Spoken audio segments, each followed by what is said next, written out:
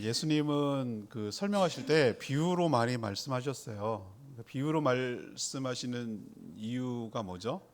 예, 두 가지 양면성이 있기 때문에 그래요.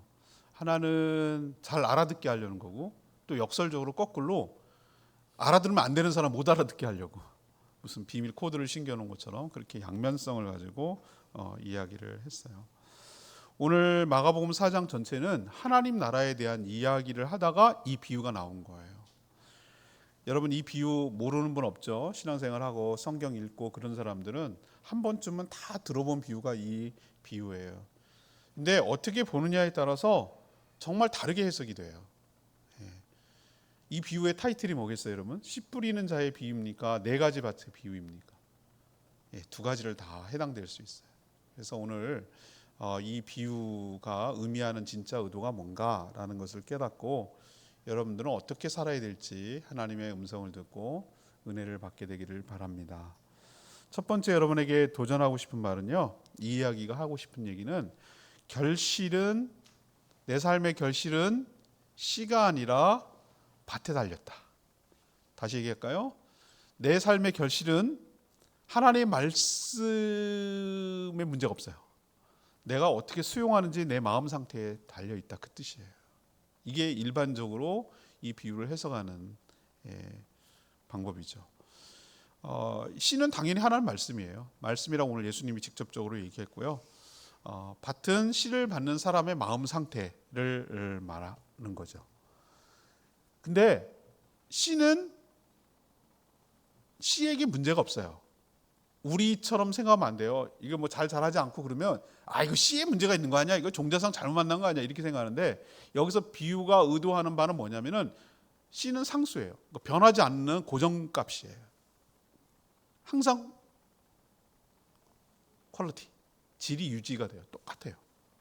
다른 복음을 전하는 게 아니란 말이에요. 여기서 변수는 뭐냐면은 밭이에요. 밭은 바로 마음을 말하는 것이죠. 네 종류의 밭이 여러분 나오는 거 익히 다 알고 계시죠? 동영상도 봤으니까. 길가가 있습니다. 길가에 이렇게 뿌려졌는데 길가는 여러분 알다시피 뭐 그 당시에 이렇게 아스팔트로 포장이 돼 있거나 시멘트로 포장이 안 돼 있다 하더라도 길이라는 게 대체적으로 어떻죠? 옛날에 포장 안 된 길이라도 보면은 하도 사람이 많이 다니고 뭐 다녀가지고 뺀질뺀질해요.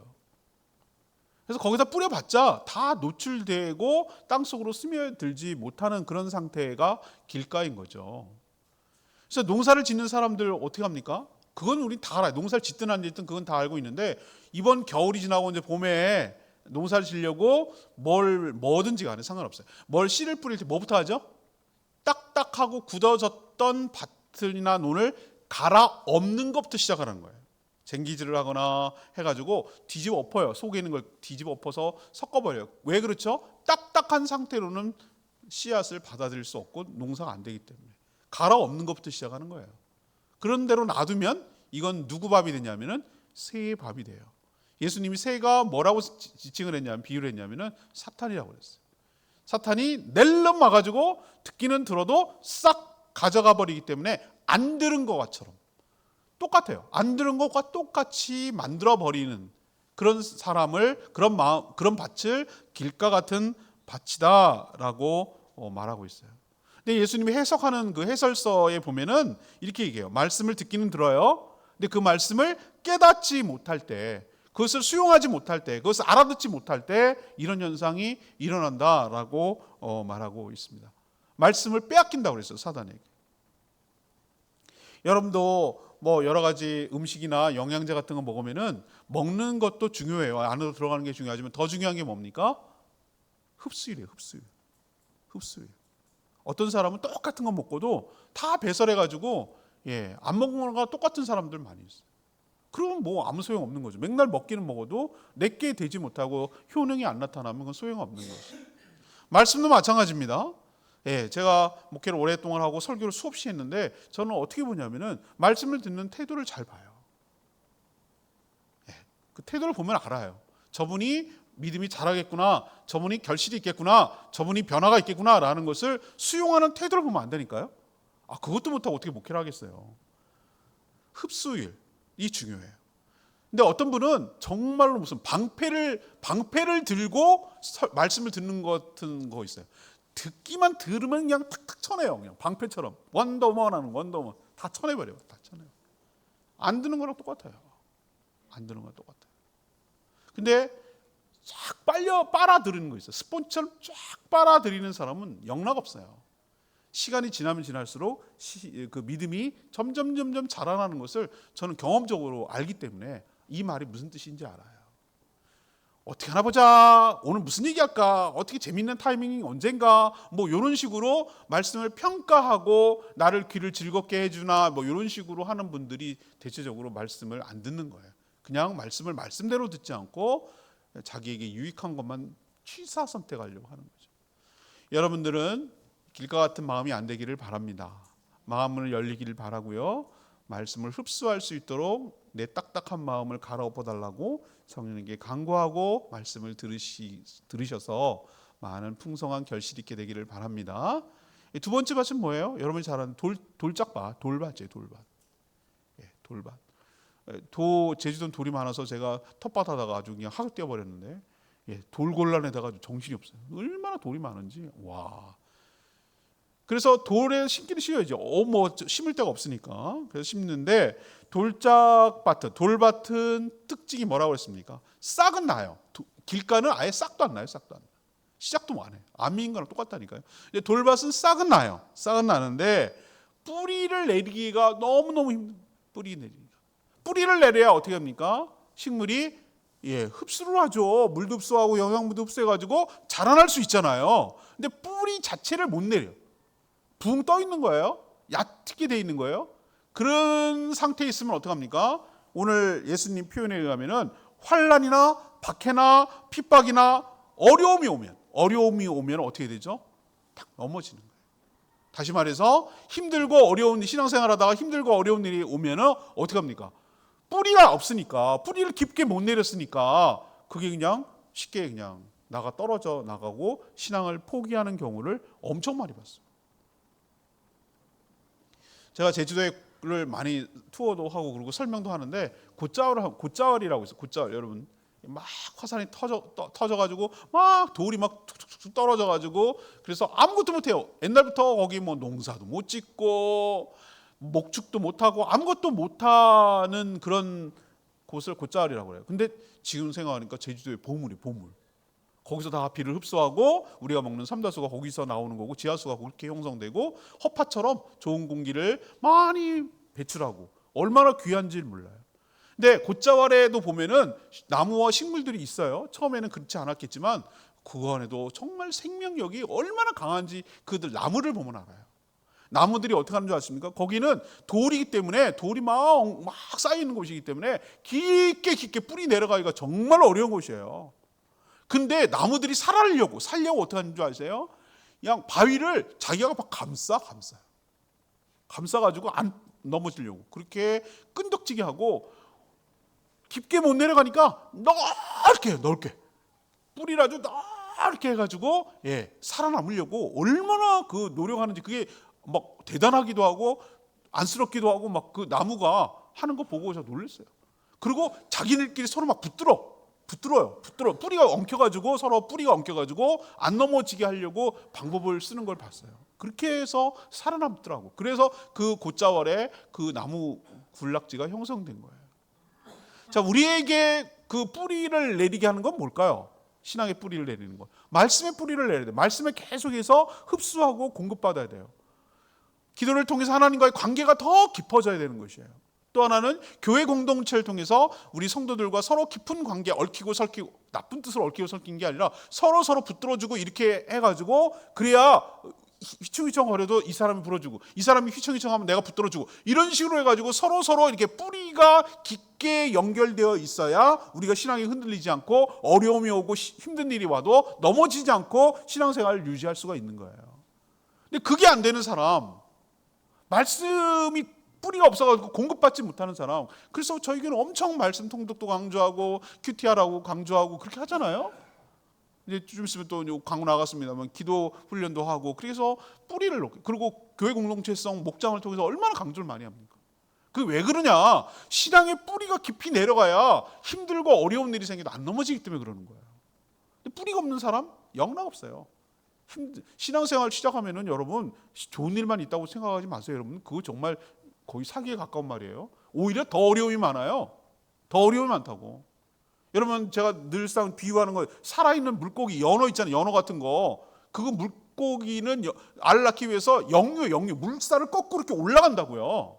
올라가서 상류에다가 알을 낳고 자기가 태어난 데서 그 알 낳고 그래 죽잖아요. 근데 힘들고 어렵다고 포기하면 떠내려가는 거예요. 그리고 물살에 떠내려가는 고기는 딱 하나밖에 없어요. 죽은 고기는 그냥 떠내려가는 거예요. 신앙생활 잘하려고 하면 할수록 세상은 저항하게 돼 있어요. 세상은 여러분 가만 안 둬요. 여러 가지 환난과 핍박을 많이 줘요. 넘어지게 하려고. 제가 목회 많이 오래 했다고 그랬잖아요. 이 정도면. 근데 제가 보니까 이런 케이스에 걸린 사람들 되게 많아요. 자기 믿어보려고 해. 제주도는 특히 그래요. 막 남편이 욱박지르고 시댁에서 막 욱박지르고 막 협박하고 막 이렇게 하니까 위협을 하니까 포기하더라고. 제가 많이 봤어요. 안타깝더라고요. 왜? 뿌리가 못 내려졌으니까.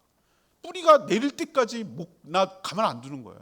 흔들어 버리고 어려움을 주는 거예요. 햇볕 같은 어려움, 바람 같은 어려움, 막 홍수 같은 어려움 이걸 줘서 포기하게 만드는 게 사단의 전략이에요. 이런 밭을 무슨 밭이라고 그런다? 돌밭이에요. 이걸 제거해야 돼요. 그리고 뿌리를 내려야 돼요. 그래야 이런 어려움이 생기지 않는다는 걸 우리 교훈하고 있어요. 세 번째는 여러분 잘 알죠? 가시밭이에요. 가시밭. 가시가 중요하겠죠? 자, 돌밭은 뭐예요? 나보다 외적인 영향이에요. 외적인 영향. 그래서 외부로부터 오는 여러 가지 환난과 핍박과 어려움들을 못 견뎌내는 것을 돌밭이라고 한다면 가시밭은 내 내부의 문제예요. 내부의 문제가 뭐냐면은 세상의 염려, 재물의 유혹, 세상 재미 향락 여기 때문에 넘어지는 거예요. 여기 때문에 눌리는 거예요.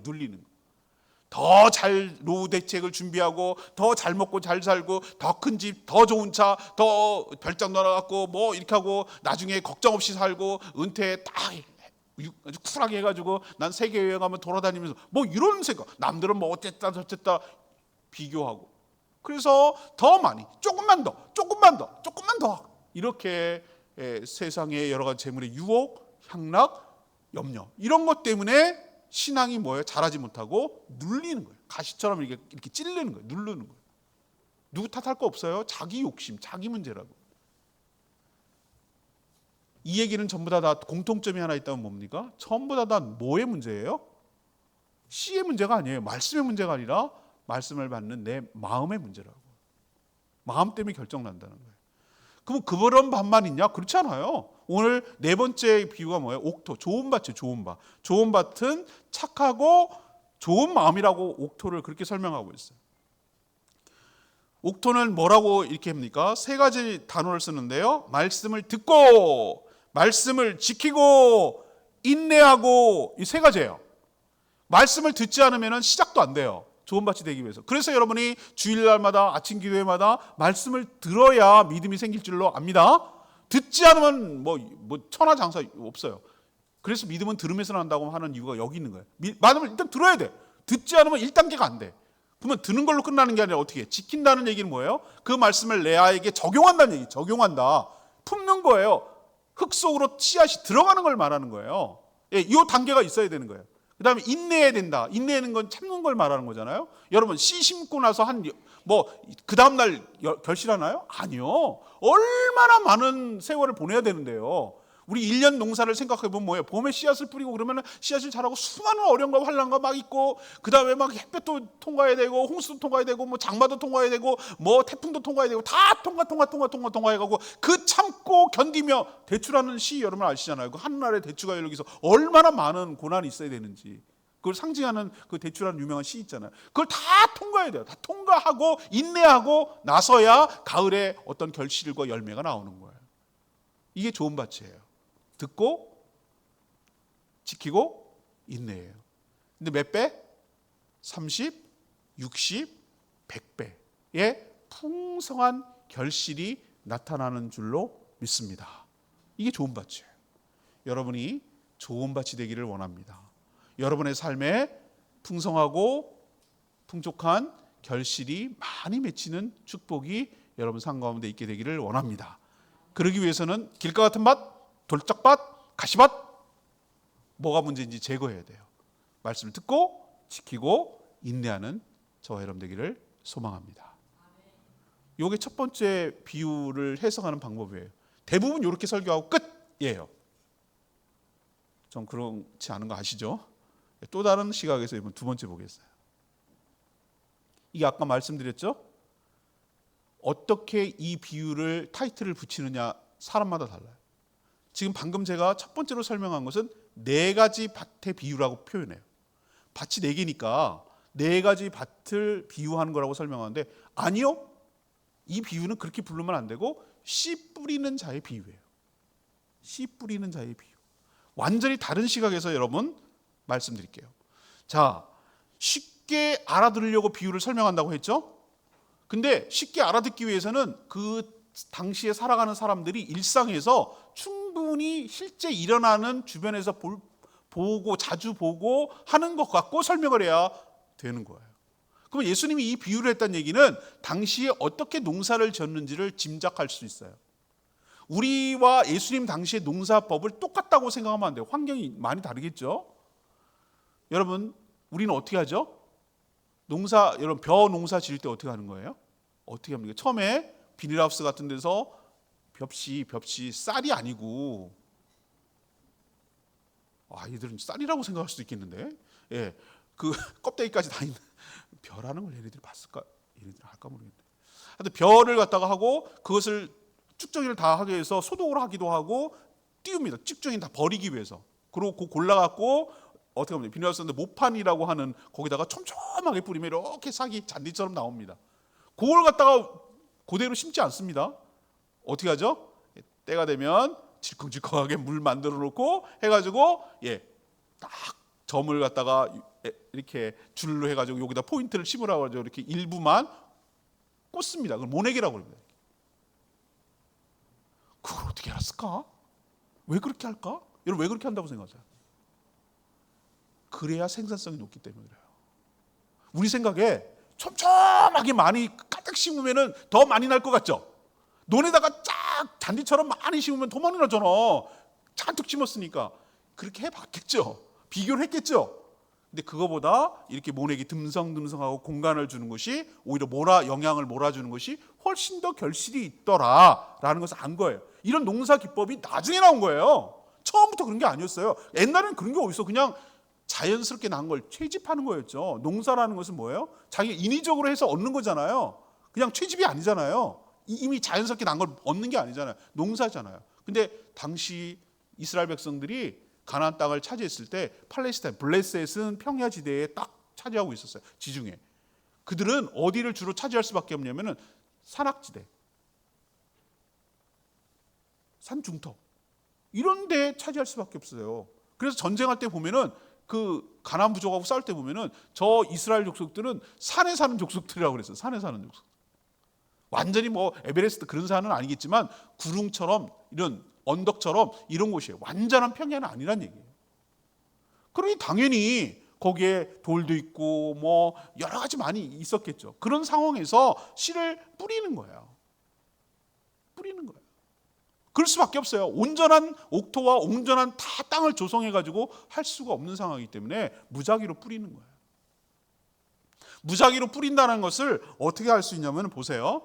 4절 씨 뿌리는 자가 뿌릴새 더러는 길가에 더러는 그 다음에 7절 더러는 5절에 더러는 길가에 5절 더러는 돌밭에 7절 더러는 가시밭에 8절 더러는 좋은 땅에. 자, 여기 공통점이 뭡니까? 더러는 뭐예요? 무작위. 이거는 뭐 이럴 때는 이러고 더러는 뭐 일부 무작위 가리지 않고 이렇게 막 뿌렸다는 거예요. 그걸 알 수 있어요. 파종한 거죠. 이 비유가 가르치는 것이 무엇입니까? 이 앞에도 말했지만 비유는 이 밭은 뭐라고 했어요? 상대방 말씀을 듣는 마음 상태라고 그랬잖아요. 여러분 마음 상태 아세요? 사람 마음 상태 아십니까? 우리 속담에 1000길 물속은 알아도 한 길 사람 속은 모른다고 그랬어요. 몰라요. 시침이 뚝 떼고 있고 그러면은 잘 표정하면 몰라요. 저는 제일 무서운 사람이 이렇게 그 이중으로 쓰는 사람 제일 무서워요. 저는 그냥 똑같아요. 겉가속이 똑같아요. 그 약점이기도 하고 장점이기도 하다고 그러지만 전 그냥 그거예요. 다예요. 그냥. 그런데 어떤 사람은 뒤에 그냥 칼 갈고 있으면서 겉으로는 웃는 척하는 사람이 있어. 제일 무서워. 배신하는 사람, 뒤통수 치는 사람 진짜 무서워. 그런 사람이 있거든요. 근데 보세요. 그런 사람이 어떻게 하냐고요, 우리가. 저 사람이 잘 믿을 사람이야. 저 사람이 결실할 사람이야. 저 사람이야 할 거 어떻게 몰라요, 우리는. 모르니까 어떻게 해야 되겠어요? 그래도 뿌려야 돼요. 뭐가 걸릴지 모르. 아니 모른다고 무서워갖고 안 하면 어떻게 해요? 아무런 이 변화가 안 일어나요. 일본이 왜 0.5%인 줄 아세요? 예수 믿는 사람 1억 2천만이에요. 우리 인구보다 훨씬 많아요, 여러분들. 근데 예수 믿는 사람은 50 몇만이에요. 0.5%, 0.5, 200명당 하나. 왜 그럴까요? 이 사람들은요 문화가 있어요. 여러 가지 문화가 있어요. 핍박도 한 400 몇 년 받았어요. 천주교부터 엄청 오랫동안 핍박을 받아서 아주 그냥 씨가 말렸고, 또 하나는 신도교, 신교. 그래 뭐냐면 걔네들은 국가 종교예요. 태양신을 섬기거든요. 그런 문화가 있고 다 신론적이에요. 이것저것 다 걸리라 이거예요. 여러 신을 하나만 유일신을 섬기지 않아요. 그냥 여러 신을 그냥 다 섬겨요. 걸리라 이거죠. 근데 또 하나 문화가 있어요. 일본 문화가.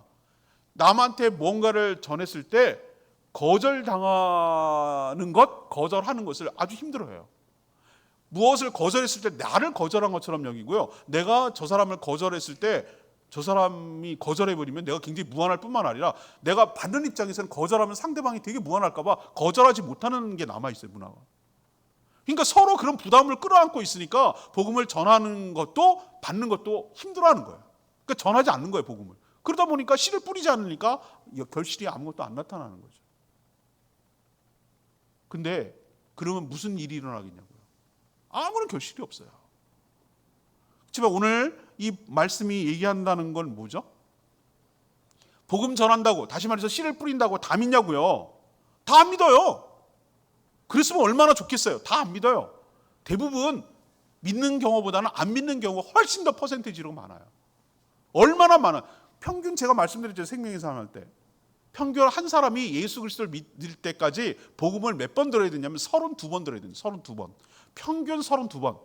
어떤 사람은 한 2번 만에 예수 그리스도를 믿는 사람이 있어요. 복음을 듣고. 근데 어떤 사람은 100번쯤 들어야 되는 사람도 있는 거예요. 평균이 32번이니까. 얼마나 믿기가 어려운지 여러분 아시겠죠? 여러분 전도해 보신 분들은 다 느낄 거예요. 쉽게 믿든가요? 아니요. 얼마나 안 믿고 그러냐고요.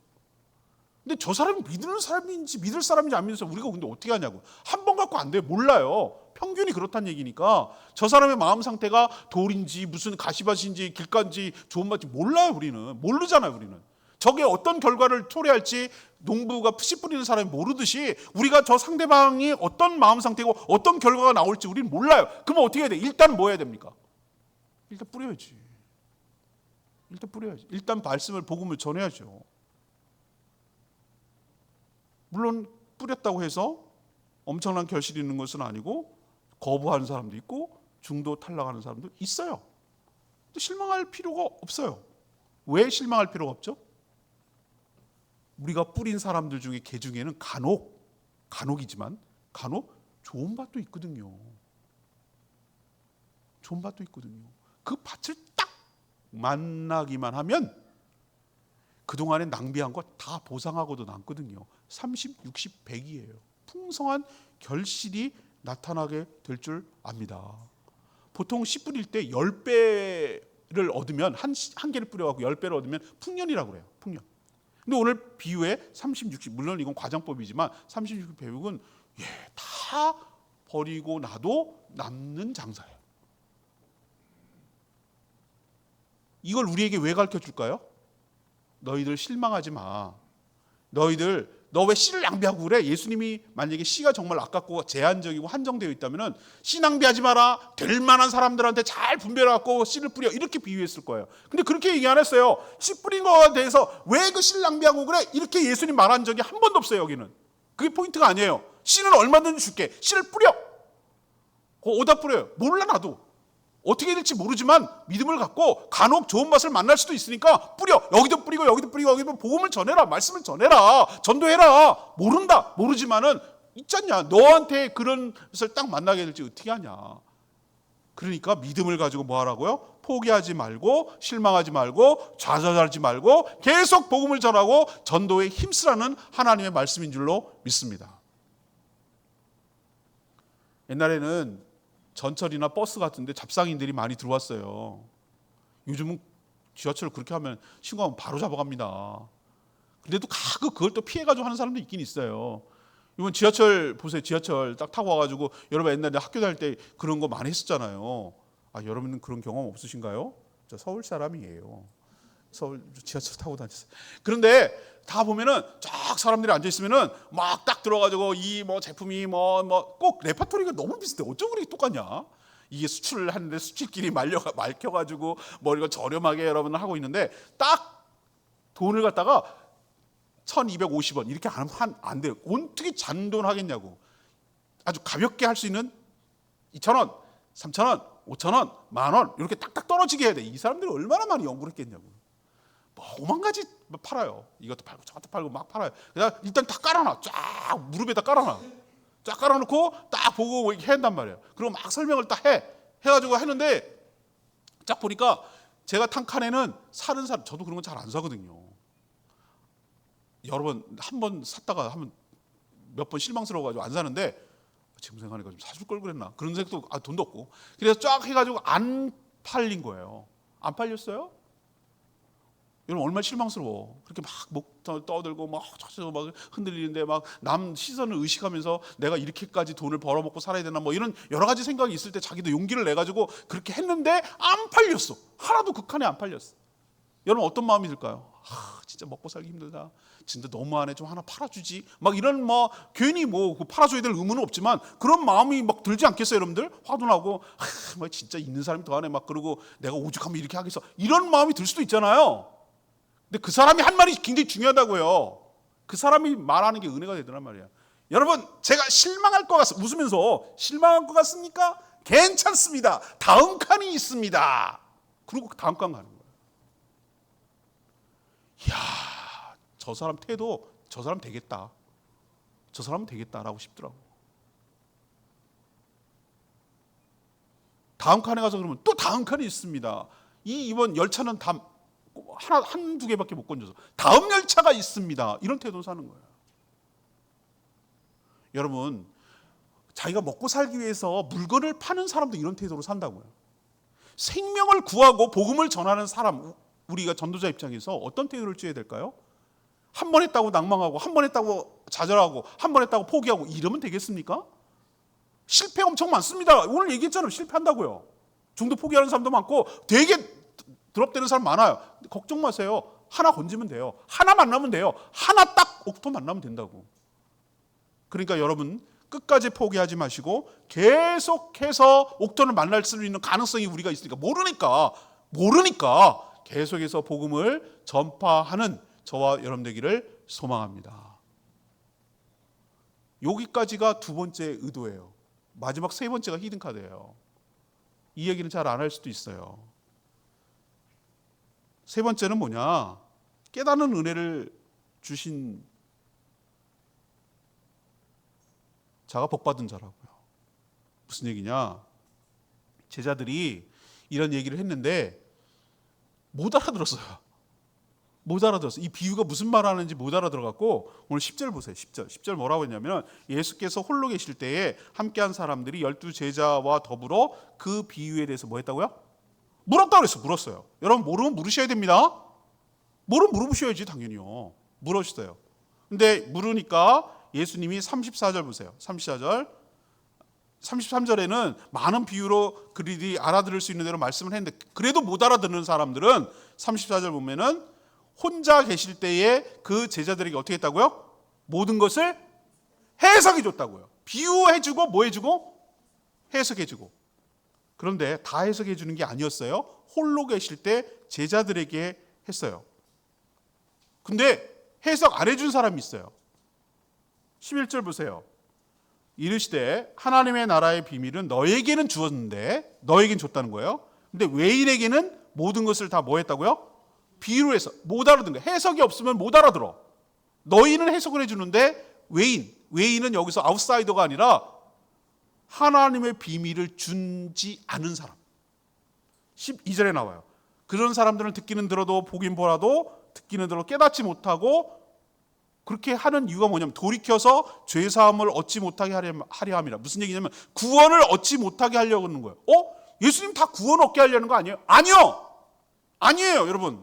하나님이 주권적 선택에 따라 하나님이 택한 자만 구원하여 주시는 줄 믿습니다. 모든 사람이 다 구원 받으려고 할 것 같죠? 안 그래요. 이게 여러분 너무 쇼킹하지 않아요? 다 구원하기를 원하시는 것 같죠? 아니에요. 하나님께서 작정하고 예비하고 준비되고 택한 사람만 구원받게 돼 있어요. 근데 너라는 거예요. 너희라는 거예요. 이 말씀을 듣고 해석해주고 알아듣고 이 천국의 비밀을 알 수 있는 사람, 이것을 예수님이 친히 해석해 주는 사람, 깨달아 알아들을 수 있도록 이것을 설명해 주는 것을 들을 수 있는 사람이 복받은 사람이고 구원받은 사람이고 외인이 아니라 안에 있는 사람인 줄로 믿습니다. 이게 은혜라는 거예요. 너희가 은혜 받은 자라는 거예요. 다시 말해서 구원받은 자라는 뜻이에요. 왜 우리가 구원을 받았습니까? 잘 들어보세요. 우리가 농사를 지으면 수확을 합니다. 수확을 하는데 다 먹는 게 아니라고 말씀드렸죠. 제가 헌금 가르치면서 먹을 것과 심을 씨를 동시에 주신다고 그랬어요. 우리가 명심해야 될 게 뭐냐면은 먹을 거는 먹어도 되지만 심을 씨까지 먹으면은 그 농사 내년에 망하는 거예요. 심을 씨는 튼실한 거, 유전학적으로 농사를 해본 사람들은 알아요. 제일 튼실한 거, 제일 결실이 튼실한 것을 씨로 남겨놔요. 자, 그러면 어떻게 선순환이 되는 건지 알겠죠? 뿌렸어요, 결실했어요, 그 수확이 거졌어요. 그 수확은 곧 또 뭐예요? 씨예요. 우리가 복음을 전했어요. 이 사람이 예수 그리스도를 믿고 이 사람이 정말 주님의 제자로 만들었다는 것을 어떻게 입증을 합니까? 내가 어떤 사람에게 복음을 전했어요. 그 복음을 듣고 들은 사람이 예수 그리스도를 믿었어요. 그리고 그 사람이 또 다른 사람을 복음을 전도해서 결실을 했어요. 이럴 때 내가 복음을 제대로 전한 거예요. 여기까지 가는 거예요. 근데 바로 네 비밀을 아는 사람, 이 복음을 들은 사람은 바로 니네가 결실이야. 예수님의 결실이라는 거예요. 너네를 통해서 또 다른 사람들이 결실하게 될 것이야. 너를 통해서 하나님이 풍성한 열매를 맺도록 결실을 이루도록 너를 사용하실 자란 뜻이에요. 이게 은혜이고 이것이 축복인 줄로 믿습니다. 이 말은 구원받은 자라는 뜻과 동시에 복음을 전파하는 주의 일꾼이라는 증거란 뜻이에요. 그러니 여러분, 이 복음을 알아듣는 사람은 하나님의 은혜와 축복을 받은 자인 것 기억하시기를 바랍니다. 이것이 이 비유가 가져오는 세 가지 측면이에요. 오늘 말씀을 정리하면 이거죠. 나에게 한번 적용을 해봅시다. 첫 번째 단락은 뭐죠? 비유의 전통적인 해석법이죠. 왜 나의 삶에는 결실이 없을까? 이거 한번 생각해 봐야 돼요. 이거를 내 삶의 결실이라고 해서 왜 나는 지지로 이렇게 가난할까? 나는 왜 이렇게 맨날 힘들게 살아야 될까? 이거 말하면 안 되고요. 이 관점에서 보면은 오늘 말씀을 전체적으로 놓고 보면은 어떻게 이것을 해석이 되냐면 나는 왜 복음을 전해서 나 때문에 예수 믿는 사람이 한 명도 없을까? 이렇게 관점을 생각하셔야 돼요. 하나님, 너 얼마 벌다 왔니? 너 재산이 얼마였니? 너 몇 살 살다 왔니? 너의 지위는 뭐니? 너는 어느 지역에서 살았니? 서울에서 살았니? 제주에서 살았니? 어디서 살았니? 묻지도 따지지도 않아요. 그건 니네나 관심 있는 거예요. 하나님의 관심은 뭐예요? 너 때문에 누가 예수를 믿었냐는 거예요. 너 때문에 누가 예수를 믿게 됐느냐는 거예요. 결실이 있느냐는 거예요. 그럼 이유는 딱 하나예요. 내가 결실이 없는 이유는 아까 말했잖아요. 세 가지. 길가, 돌, 가시밭이에요. 마음이 딱딱해. 굳었어. 아주 딱딱해. 들어갈 틈이 없어. 튕겨나. 말씀을 듣긴 들어도 오늘 잘하나 보자. 이렇게 평가하고 있어요. 평가. 저를 평가하려고 여러분을 하나님 일로 부르신 게 아니라 하나님의 말씀을 듣고 여러분들을 갈아엎고 변화시키고 삶의 변화가 있고 삶의 결실이 있게 되기를 바라는 마음에서 하나님 여러분을 불러주시고 저를 도구로 사용하여 주시는 줄 믿습니다. 그렇다면 마음을 열고 들어야 되잖아요. 뿌리가 없어. 뿌리가. 말씀의 뿌리, 공동체의 뿌리가 없어. 붕 떠 있어. 등록도 안 하고 떠돌아다녀. 공동체가 없어요. 말씀을 정기적으로 듣고 공부하고 훈련하지 않아. 기도의 자리가 없어. 그런 사람이 뿌리가 없는 사람이에요. 분명히 그런 사람들은 어려움이 오면 딱 나가 떨어져요. 뿌리를 내려야 돼요. 그래야 흡수해야 돼요. 세 번째 뭐예요? 누구 탓은 하긴요. 하나님께서 먼저 그의 나라와 그의 일을 구하라, 모든 것을 책임져 주리라고 분명히 약속하셨는데 그게 아니라 못 믿어. 하나님 못 믿고 내가 더 많이 갖고 싶고 욕심이 나는 거죠. 더 누리고 싶고 더 즐기고 싶고, 그냥 그게 내 마음대로 안 되니까 걱정, 염려, 근심, 걱정, 노후 대책은 어떡하지, 뭘 어떻게 살지, 뭐 이런 걸로 잔뜩 짊어지고 살아가니까 눌려가지고, 삶에 눌려가지고 지쳐가지고 지레 꼬꾸라지고, 그래서 지레 눌려가지고 아무런 결식을 못하는 것 아니냐는 거예요. 그럼 내 모습을 보라는 거예요. 내 마음 상태를 보라는 거예요. 이런 걸 제거해야 나도 누군가에게 복음을 전했을 때 결실이라는 걸 할 게 되지 않느냐인 거예요. 그걸 우리에게 도전하고 적용시키고 있어요. 여기에 이 말씀을 듣고 이 부분에 해당되는 사람이라고 생각하면 좀 이따 이 부분 놓고 하나님께 기도하고 하나님께 간구하고 은혜를 달라고 기도하셔야 돼요. 그래야 주님께서 해결해 주셔서 여러분 삶에도 풍성한 결실이 있도록 좋은 밭이 되도록 은혜 베풀어 주실 줄 믿습니다. 그래야 말씀의 은혜가 나타나고 결실이 나타나죠. 두 번째는 뭐 하라는 거죠? 맞아요. 전도할 때 불발될 확률이 더 높다니까요. 무한당해요. 거절당하기도 하고요. 별일 다 당해요. 여러분 전도하다 보면은 별 희한한 일도 당해요. 자기 좋자고 하라, 나 좋자고 하라 그러나?